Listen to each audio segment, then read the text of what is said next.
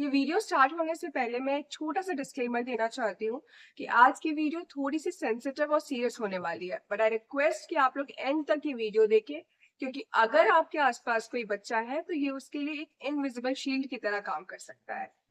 आज की इस वीडियो में हम बात करने वाले हैं protection of children from sexual offences के बारे में, यानी कि पॉक्सो एक्ट के बारे में। Being a women I can certify this fact कि हर लड़की अपने बचपन में किसी ना किसी के हाथ से मोलेस्ट जरूर हुई है। And in most of the cases वो उसका या तो कोई फैमिली मेंबर होता है, या कोई रिलेटिव होता है, या कोई जान पहचान का आदमी होता है। और सेक्सुअल ऑफेंसेस बच्चों में सिर्फ फीमेल्स तक ही लिमिटेड नहीं होता, बल्कि इसके प्री मेल्स भी बनते हैं। फर्क बस इतना है कि फीमेल्स के केसेस सामने आ जाते हैं, बट मेल से रिलेटेड केसेस बहुत रेयरली सामने आते हैं, और जो आते हैं वो नॉर्मली मजाक में उड़ा दिए जाते हैं। आई होप कि इस वीडियो के एंड तक मैं आप सबको समझा सकूं कि आप अपने बच्चों को सेक्सुअल ऑफेंसेस से कैसे बचा सकते हैं, या अगर उनके साथ किसी तरह का सेक्सुअल ऑफेंस हुआ है तो पॉक्सो एक्ट की हेल्प से आप उनको जस्टिस कैसे दिला सकते हैं। तो आइए सबसे पहले समझते हैं कि पॉक्सो एक्ट क्या है। तो पॉक्सो एक्ट को 2012 में इंट्रोड्यूस किया गया था, स्पेसिफिकली 18 साल से कम बच्चों के लिए जो सेक्सुअल अब्यूज के शिकार हुए हैं।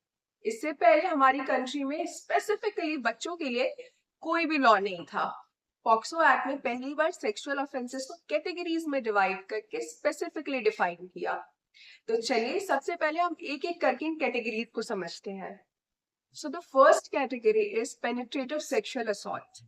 अगर कोई पर्सन पेनिट्रेशन के मोटिव से किसी बच्चे के माउथ, वजाइना, यूरेथ्रा या एनस में अपना पीनस या कोई ऑब्जेक्ट इंसर्ट करता है, या वो उस बच्चे को फोर्स करता है कि वो उस बंदे के साथ ये करे, या उसके कहने पर किसी और बंदे के साथ ये चीज करे, तो ये पेनिट्रेटिव सेक्सुअल असॉल्ट के अंदर आता है।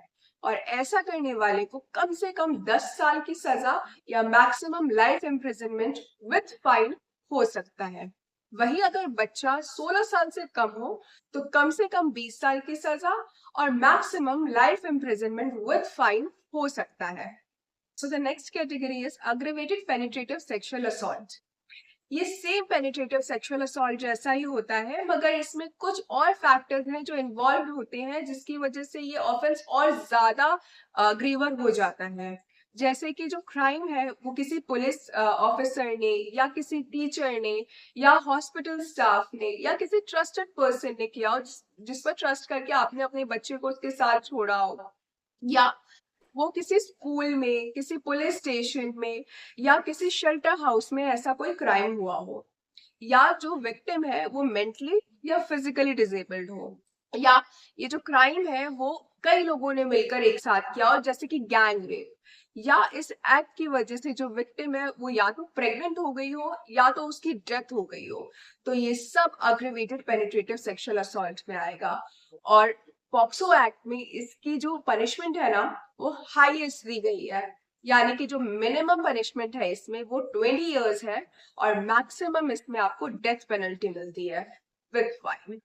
Now the next category is sexual assault.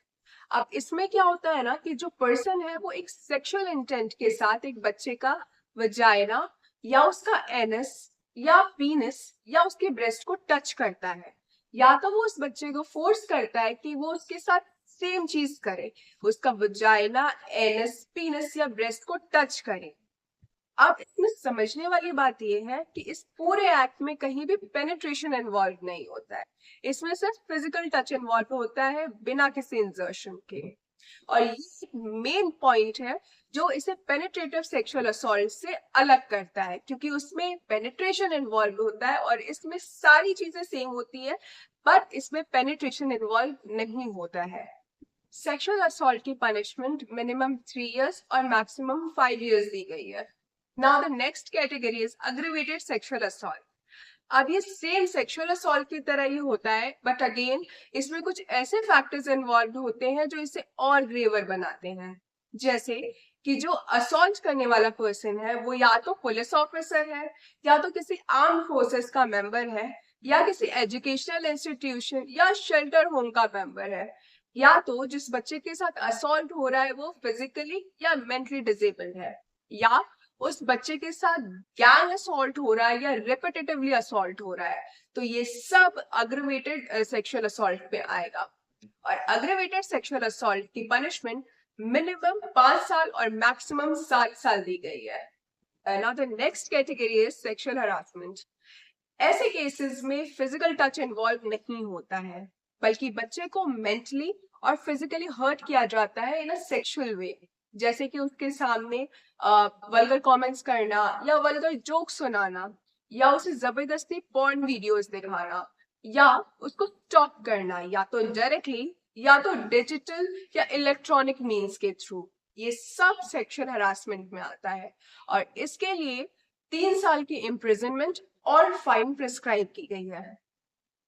चलिए, ये तो बात हो गई कैटेगरीज की।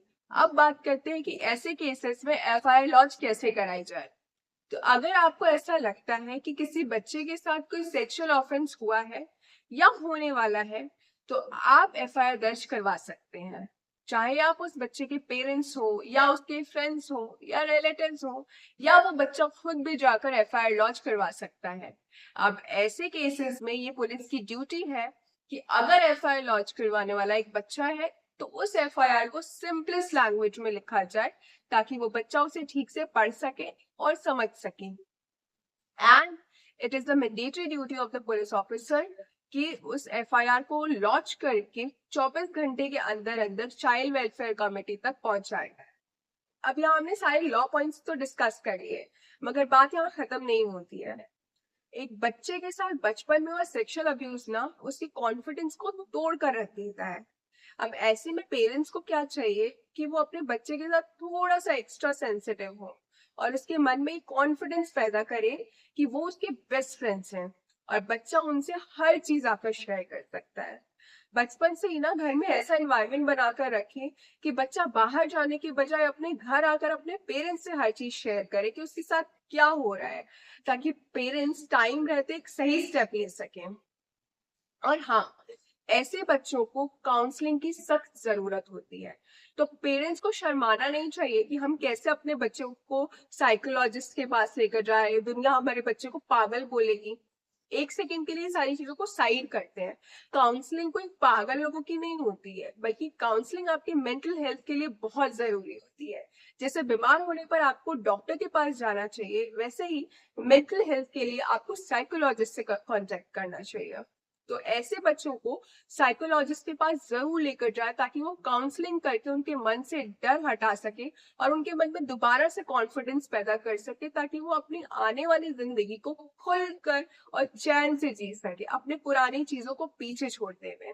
Okay, so that's it for today's video. और अगर आपको आज की वीडियो थोड़ी भी इंफॉर्मेटिव लगी हो तो प्लीज इस चैनल को सब्सक्राइब जरूर करें। Thank you.